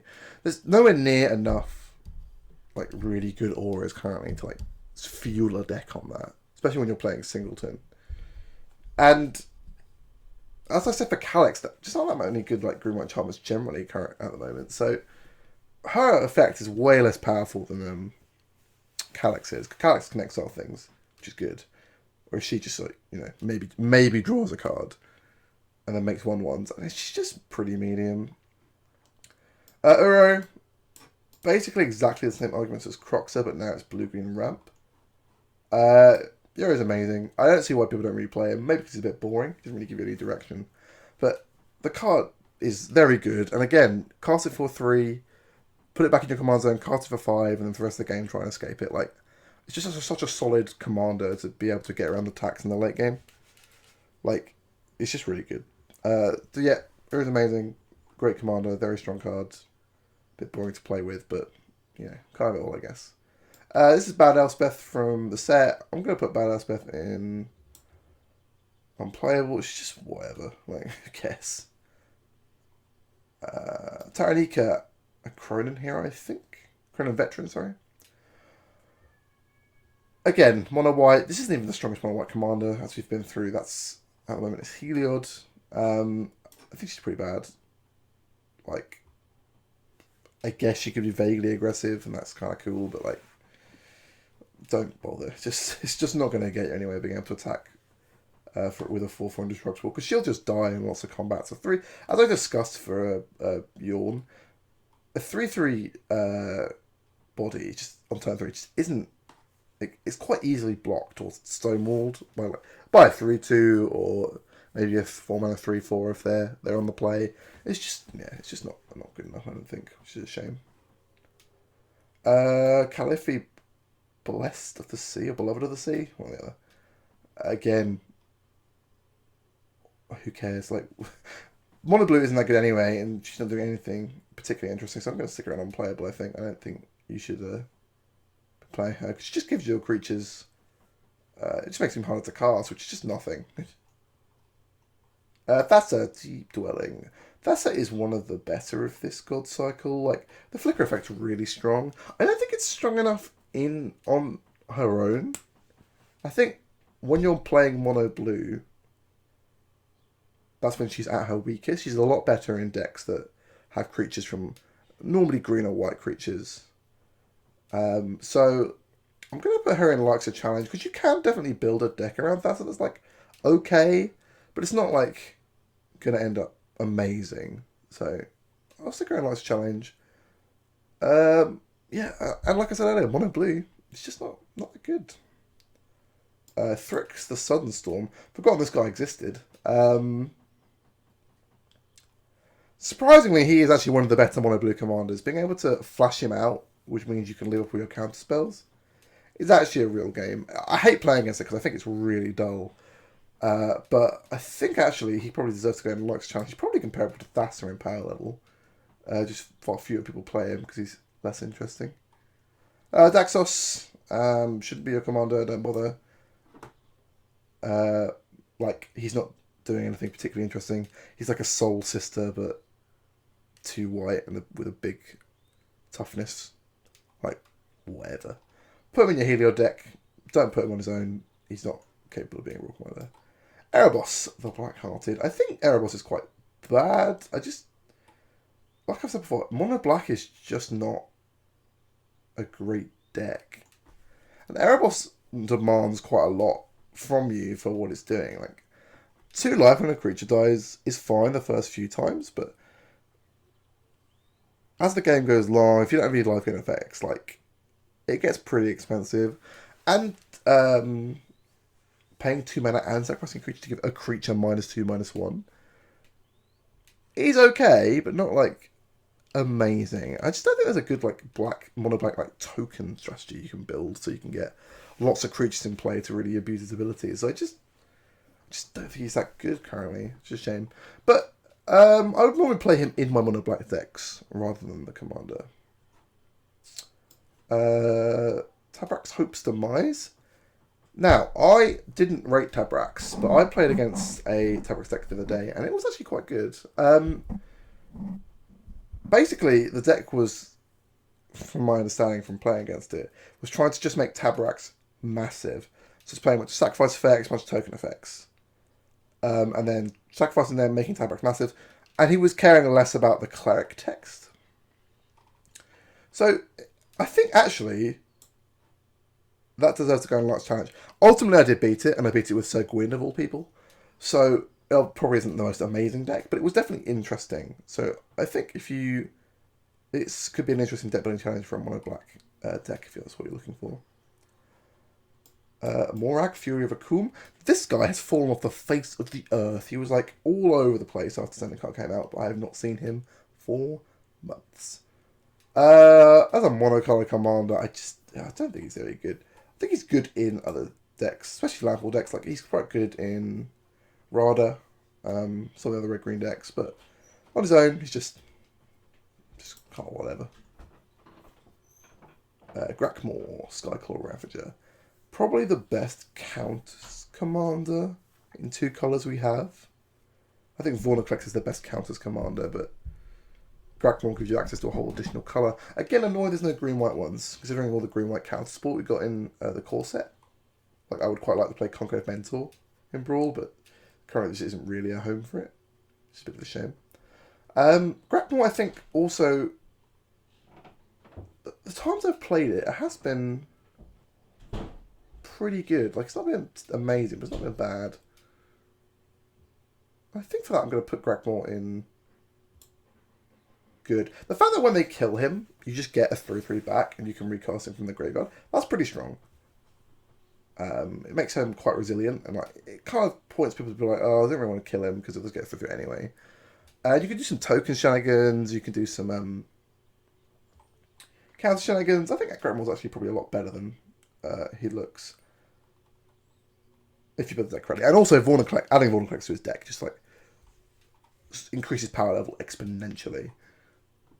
Karza Royal Chaser, like this is the worst Wizards commander. Like there's like 3 better Wizard commanders. They're not even that good to go in the Wizards decks, and the Wizards decks aren't that strong to begin with. So I'm gonna put Karza Royal Chaser in bad. Like maybe with a new set because there's a lot more expensive spells, Karza's actually gonna get a lot better. But there aren't that many ways to have a lot of Wizards in play, so I don't know. We'll see. That might change, but Navala Shield of the Gate. Also bad. Tried to make a party deck, does not work. There are not enough creatures with relevant types in Brawl, especially when you're limited to 2 colours. Like, not a thing. You can give it a go, your deck will suck. So, Nahiri. Nahiri is another red-white equipment commander. There's of the 3 that are currently in Brawl. I think actually Nahiri is probably the weakest one. I just don't think this card actually is that good. Which is a shame, because I like Nahiri as a character. So I think I'm going to put Nahiri in bad. I just don't think you should play her as your commander. I just don't think she's really giving you that much. Like, the quality of the equipment in Standard is that they don't necessarily cost too much to equip. So the +1 is just like, make a 1/1, maybe save a few mana. Digging 6 is okay, but she only looks for warriors and equipment, and there just aren't that many good warriors either. There are some. But when you're playing Singleton, like, there just probably aren't enough. And the last maybe she deals damage to things. That's fine. Like, but requires you to have equipment in play, and it's just not really card advantage. Like, you really want some form of card advantage in your commander decks, and she just doesn't provide it. Like, red white's already weak, so I just don't think she's that good. Nissa the Shadowed Burrows, I think that's what it is. Again, a card I used to see, but I've just not seen for months. I think she's fine. Like, being able... Like, you can build a green-black landfall deck, and that's kind of interesting. Being able to recur things from the graveyard is pretty cool. Like, that's her main mode, I think. I don't really care about the +1. And being able to cast her repeatedly from the command zone is kind of good. She only costs 4. So that, I think I'm going to put her in a larger challenge. If you fancy a green-black deck, landfall experience, I think she's the place to go. Aura is awful. Like, I have tried building black-white clerics and it sucks. I thought it would get a lot better with all the clerics in Kaldheim, and there were a lot of good clerics in Kaldheim, but the deck just doesn't work properly because you want while you are getting card advantage from your creatures dying, it is not like you're returning like a cleric from your graveyard to the battlefield or a cleric from the graveyard to your hand. You have to choose a cleric with lesser converted mana costs, which means that your clerics that cost 1 are rarely, they physically can't get anything back, and your clerics that cost 2 can only get the 1 drops. And that means you have to have a good draw where you draw like a nice curve of clerics. And if it was equal to their mana cost or lower, I think it would be a lot better. Being able to get your 3-drop cleric, being able to get like another 3-drop cleric back would be really strong. I guess that could make some loops where you have like 2 of the same cleric and they're all, you sacrifice 1 that gets the other one back. And Aura itself is really powerful against Wraths and stuff, but the fact that it's only a 3/3 that's quite easily killable, it means they can just kill it first, then Wrath you. Like, yeah, it's just not great. And black-white, like I said earlier, it's not a great colour combination, and Aura's not powerful enough to be hamstringing yourself by playing black-white. Unlike Kaya, where Kaya's like a really strong effect. So yeah, I just think Aura's rubbish. I really hoped he'd be good, but it just doesn't perform. Path World Sculptor, however, is a lot better than Aura. His ability is naturally just stronger. Being able to make a bunch of tokens is good to keep you alive, and then he makes them bigger by playing more lands. And killing him is also really bad, because when you kill him, your opponent can replay him from the command zone, which means he makes a bunch more plant tokens. And you're playing a red-green deck, so you've probably got enough mana. So I actually think Power's quite good. I haven't seen him again for a very long time now, but I think he's pretty solid. Pretty good red-green landfall deck. Goes well in Radha and vice versa, so those two are kind of sharing the same space, but it's not the end of the world. Varol's the split current. Now, I am so surprised I've seen literally 0 Varol's decks. I've got the only Varol's deck I've ever seen. And it's pretty good. Like, it wins basically every grindy game, because Varol's himself is a card almost custom built for Commander.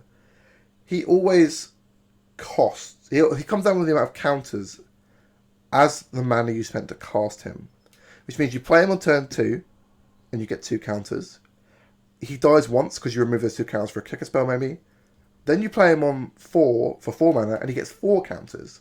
So the command tax, while a thing he has to pay for, also directly benefits him, which I think is really fun.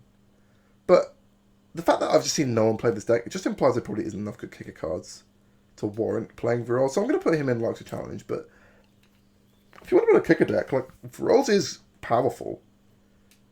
You'll get someone with that. So, yeah, it could be fun. Yasharan, Impeccable Earth. People play this commander, and I don't really understand why. Like, the card's fine. It gets you some land out of your deck, so you can do some, like, green and white landfall stuff, but it's quite boring. It's like a 4/4. Get some land out of your deck. Like, cool, I guess. But his inherent effects does, I think, make him quite good. Stopping your opponent sacrificing things or paying life for abilities is like a real thing. So, yeah. I think he's good, but also boring. So, play him if you want, but shrug. Zaga, Feet of Heartbeats. He's a strong card. Like I said for Linvala, Party is quite hard to do in... Check I'm actually recording. I am. Cool. Like I said for Linvala, Party's quite hard to do. I think Red Black actually does it a little bit better. But you're playing a lot of bad creatures to sort of activate your party. You can play them as like a 6/6 Sorry, 6 mana 4/4 haste fly with death touch. Gives you to do death touch. That's kind of interesting. Yeah, playing all the pingers, though there aren't that many, or cards that deal 1 damage or something, giving them death touch is kind of fun. So I'm gonna put him in the last challenge. I don't think he's amazing, but I don't think he's terrible. I think he's provides a unique deck building opportunity, which is great. Varlstan the Trickster is the rogue legendary creature. The problem with Zan is that his ability, his activated ability, doesn't work when he's in the command zone, which is rubbish, and means that you have to just play him as a 5 mana 4/4 flash threat, which means your opponents can see him coming, which I think makes him pretty bad. But he is the only black-blue rogue commander, so I'm going to put him in the likes of challenge. Sometimes he's also heavily based on what your opponents have in their graveyard, which wildly varies from deck to deck. Like if you're playing Narset, odds of having many like permanents in your graveyard pretty low. But that's not true of all decks. So you can win games with him, but I just don't think he's very special. I think he's okay. I'm annoyed that he doesn't work properly in the command zone. I think that would have been easy enough to fix. Tazari, Beacon of Unity. Cost pretty bad. Like I said for Lombardo, Party isn't really a thing in Brawl. There just aren't enough good targets. Tazari gets around that a little bit by being 5 colour. But he's just not really strong enough to be a good deck. Obviously that could change as new sets come out. Like Zendikar's going to be in rotation for Strixhaven and then the core set and then beyond the core set into next year. So there's a chance that maybe he gets good, but currently at the moment he's just very lackluster. When you compare him to the other 5 colour commanders like Eskir and Kenrith, like he just doesn't perform it anywhere near as well. Charax of Raging Isle. So this card is rubbish. I tried building a deck around him. It isn't good. Mono blue isn't strong. The fact that he just has no power, if you don't pay mana for it, makes him a really bad blocker. Like he's just nothing can get past him because he's 0/17, obviously. But he just doesn't. It doesn't deter your opponents from attacking either because you're not killing any of their creatures. Unless you're leaving up 3 mana to pay for it. And I don't think that's a good idea. So I'm going to put him in pretty bad. I was going to put a meme tier in originally and put him in it because I think he's pretty meme worthy. It is fun to win with a Leviathan Crab. And there is a card that means that your Leviathans can't be blocked for 6 mana from Theros. And that's, pretty fun to cast because your opponent's like, what's going on? But unfortunately, I think he sucks, which is a shame. Jace Mirror Mage. Pretty bad. Card just draws cards. It's not a very good commander. Mono blue isn't very strong. Yeah, like whatever. Put it in your kicker deck, and they're pretty good in there. But otherwise, whatever. Dryland Lost Blood Chief. Yeah, she's a mono black commander that revives creatures from your graveyard, puts them into play, gives them a counter. Non-legendaries, of course, which means that she means you have to build your deck with no legends, preferably, which is fine. I think that's fun. I'm going to put her in Life's Challenge. I don't think she's an amazing card. For flyer for 5 that gets card advantage, though, definitely has the potential to be quite good. And there's a couple of ways to protect her on mono black, so I think she's fine. Cool. Now we're going to go through the cards that I forgot about. So they're going to be from all the sets all over the place. Alayla, Arthropod Proctor. I have tried so hard to make Alayla work, and in standard, she just doesn't in Brawl. She doesn't work. I'm going to put her in bad. I don't think she even likes a challenge because her abilities just don't meld well together. So for starters, she costs 4 mana, which is a lot for a commander, especially when it's a 2/3. She then rewards you for casting additional artifacts or enchantments, which is fine, but it's a cast trigger, which means you can't make some artifact tokens from somewhere and get 2 more fairies. Like she doesn't exponentially grow in that way. She's incredibly vulnerable to removal, so you really need to keep her safe. And these cards just aren't great at making mana. So I just think she's not very good. Like giving your flyers +1 power is fine, but she doesn't really go in a control deck either because she wants to be played early, and then you want to cast artifacts and enchantments after her, which does not lend itself to a control deck. I just don't think she's very good. I like the idea, I like the theme, but she just didn't. It just didn't work out. I don't think. Arya, first of the Lock Lane. Her castle's pretty good. I think she's pretty medium. But she's like one of the black drain decks. I think she's fine. I used to see her a lot. Sort of pre-rotation, like as the mono black commander, but I think she's just medium as a mono black commander. Like she's okay. You get to build like a fun like drainy deck there, so that could be fun. And triple black doesn't matter when you're only playing swamps, so I think she's fine. Arky Broken Brow. This card isn't good, so I'm gonna put it in bad. Just have to get a big red creature as your commander. Not even big. It's got a lot of power, but it hasn't got enough toughness. It's not what you want to be. It's not great. Buggy. Buggy is a good card, but I don't think she is good as a commander. Now, I'm gonna put her, I think, in the likes of challenge rather than bad. And the only reason for that is because there's potentially a deck you could build. I've not tried this. Where you could abuse the fact that she makes a red every time you cast a spell. So maybe some sort of mono red, sort of like storm style deck. And her horn is quite strong as a card. So I'm going to put her in a last challenge, but that might be wrong. But I definitely think she's better than some of the other bad commanders like Arnie or Jovari. Aegar the Freezing Flame. One of the better Wizard Commanders. I still think red-blue just isn't really a thing. It's like pretty medium. Which means I'm going to put Aegar in likes a challenge. If you want to give red-blue a go,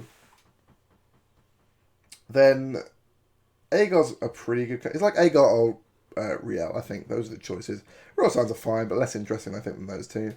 Aegar gets to play the Giants, which is pretty good, but the Giants don't synergize that well with the Wizards, which means that your deck is a bit confused, so you really have to kind of choose one. Obviously, Aegar wants to play with the Burn, but he's a commander that really relies on staying on the battlefield, and that's really hard to do with red-blue. Like, you either need to leave up counter mana directly after you play him, which means you're playing him on turn 5 or on turn 3. And he also really wants to get down early, so... Yeah, he's okay. I guess putting Giants on him is pretty good, but he's alright. It's not super good. Aron of the Cosmos, mono blue commander, good with foretell cards and stuff. I just don't think he's very good though. Like, a lot of these monocolored gods, like they have to be really strong to be good. You can see most of them actually have ended up down here. Like we've got Halvar, Torolf, Jovari, Kuzmina, Aaron, etc., etc. Did I put Redane in likes a challenge?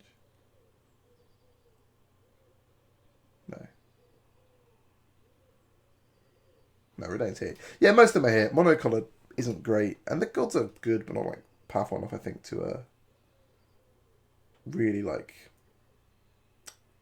push your deck over the edge.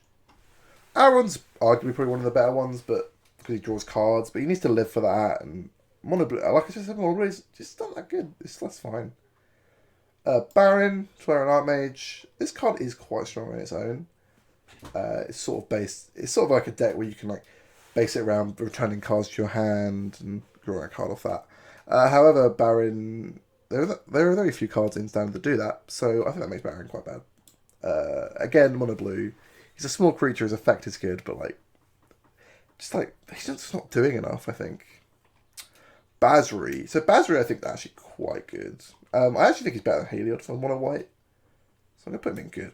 The fact that you can play him on 3 and he ticks up so quickly, if your opponent doesn't really have like a solid board presence or can't get through your creature cards that are now gaining counters as the longer they exist, then Basri is just going to overtake a game with his ultimate because he can get there so quickly.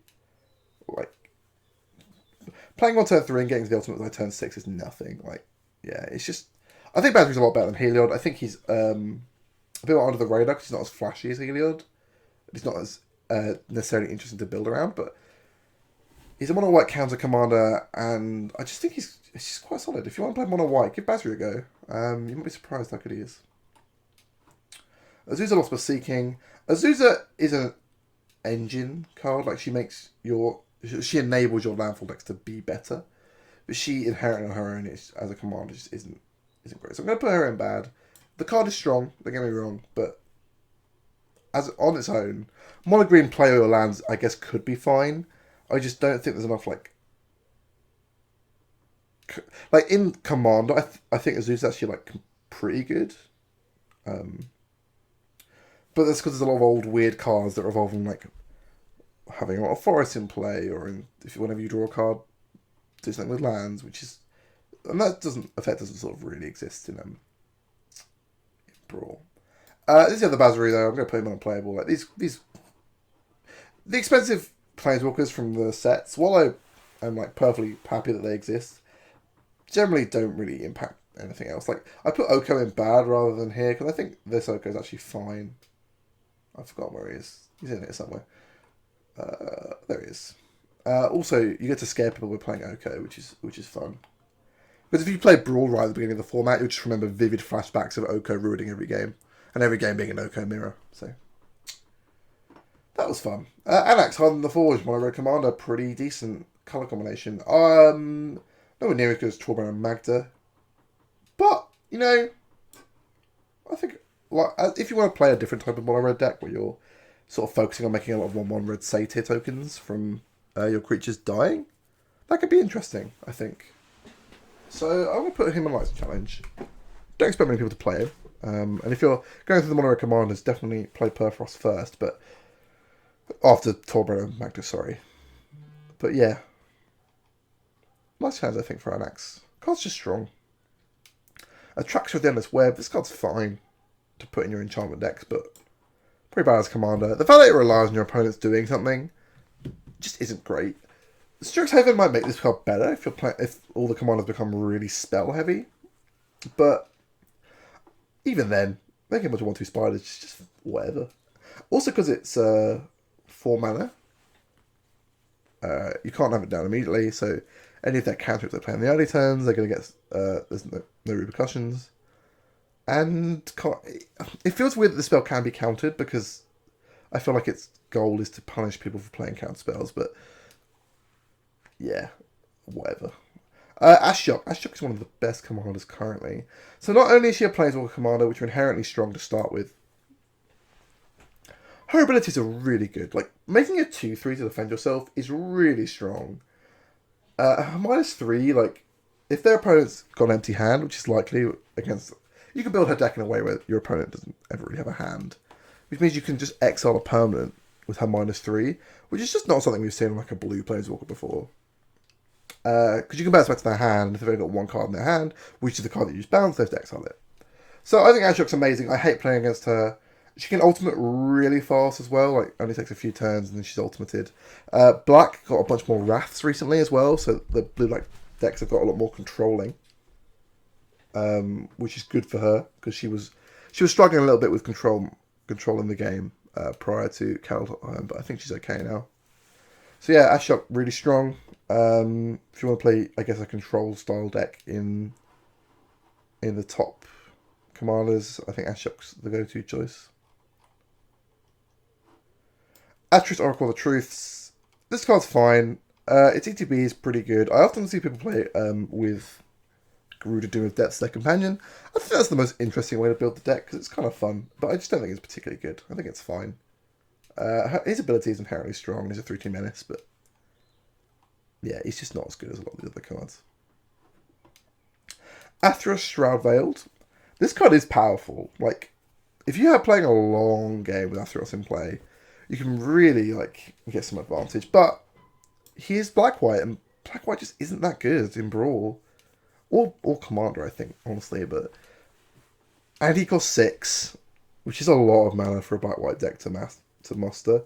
Like, if you're green, odds of you getting 6 mana on 6 is pretty good. If you're not green, odds of that is significantly lower, I think. So, yeah, the fact that also he doesn't, he needs to be in play to start putting triggers on, counters on things, and then he needs to be alive for the counters to work, unlike someone like Kaya, whose counters work regardless of her being in play or not. So I think you can make a fun deck around him, but I just don't think he's particularly good. So I'm going to put him in Life's Challenge. This is the bad Ashok, so I'm just going to put her there, not talk about her. Illyrius Entraptured, I'm going to put you in bad. Mono Blue, doesn't do anything particularly interesting. Is good in Flicker decks, but not on its own. Ophelia the Cacophony, pretty bad. There's just not enough black enchantments to really make her, like, sing. If there were a lot of black, good aggressive enchantments, she could be really good. Like, she's 2 mana. If she makes, like, a... Like, if you could say Stitch Supply was in standards, if you Stitch Supply her on 1 and play her on 2, and make a zombie on 2 as well, that's, like, a pretty aggressive start that could be hard for some decks to overcome.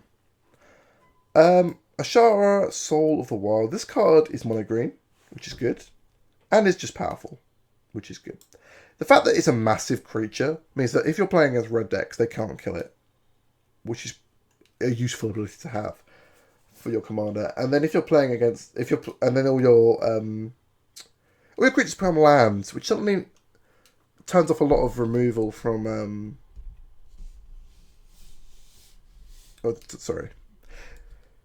When your creatures become lands, not only can they tap for mana, they can also avoid some removal, like some Wraths target destroy all non-land permanents. Sorry, not non-land creatures.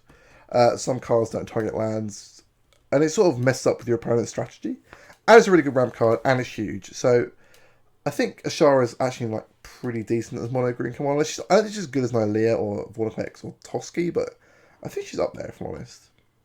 Finally, Akiri Fearless Voyager. So Akiri, I think, is the best equipment commander, but that does not make her amazing. Like, again, red-white just isn't very strong.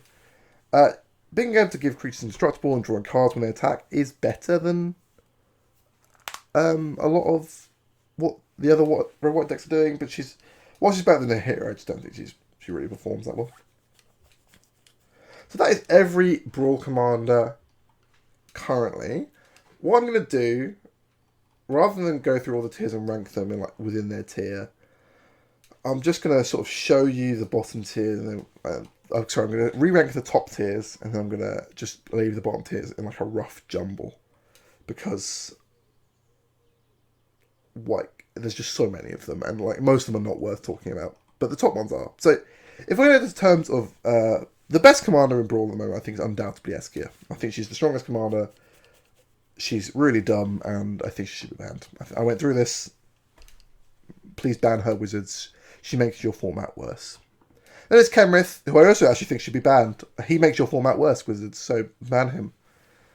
He's just, incredibly strong. And then after that's Kinnan. I think that's all correct. For amazing, who are the commanders I like to play out least out of this? I think Magda's actually the best mono red commander, but I think it's close. Then I think it's probably Ashiok.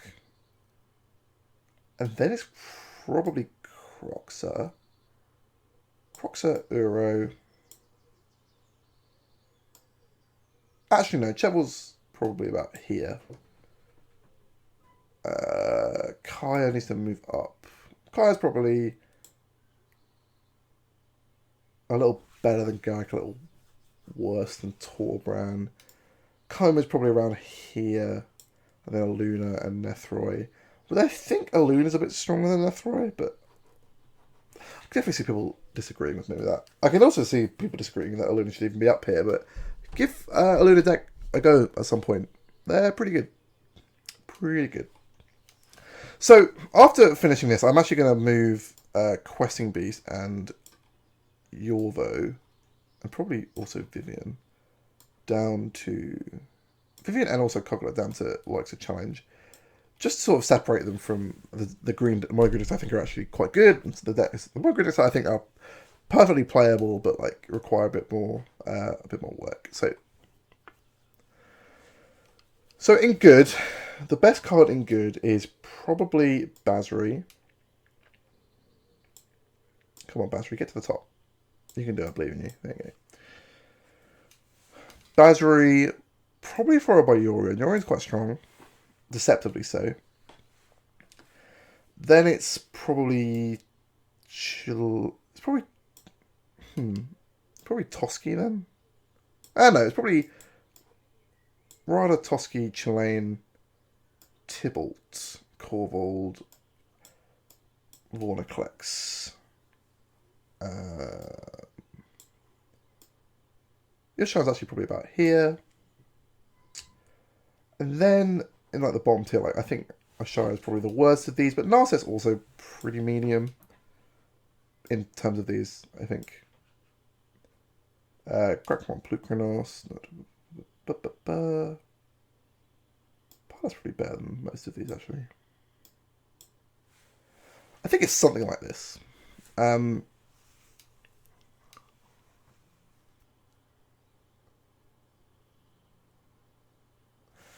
Yeah. Yeah. So there's a lot of mono green commanders up here. I think mono green on its is the best mono color, apart from red, I guess, because red's up here.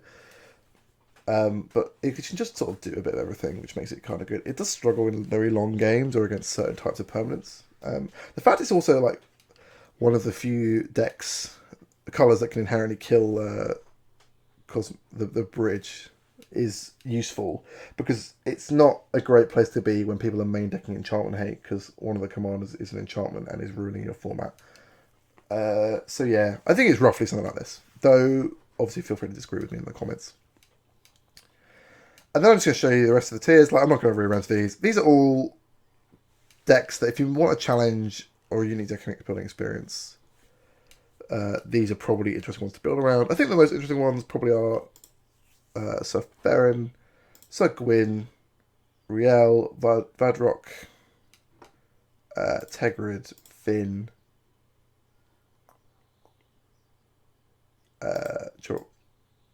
Jovari, I forgot her name. This person. Heliod, Perforos, Calyx for sure, Thrix, Tabrax, Nissa. Right, probably the rolls. They're all pretty interesting, I think. So there's a lot of like commanders that you can definitely build decks around in here that will perform, but they will not perform probably as consistently as some of these top decks up here. So this is probably the most interesting part of this tier list.